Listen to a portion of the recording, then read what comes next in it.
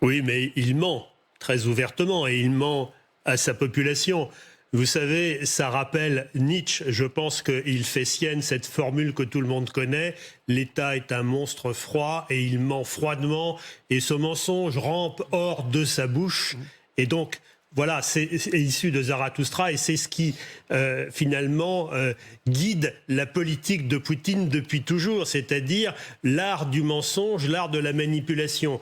Là, il ne faut pas prendre au pied de la lettre ce qu'il vient de dire sur la fin de la guerre. En tout cas, j'ai beaucoup de mal à y croire parce que, en réalité, il est toujours dans cette logique, effectivement, de conquête. Cette guerre, il l'a quand même déclarée sans objectif autre que son propre hubris, finalement. Parce qu'il aurait pu continuer à régner sur la Russie. Il avait tous les pouvoirs en main. Au fond, il s'est créé des problèmes majeurs dont il n'avait pas besoin. Là, il est obligé, évidemment, et c'est le paradoxe, de rendre des comptes dans un pays qui est un pays complètement autocratique.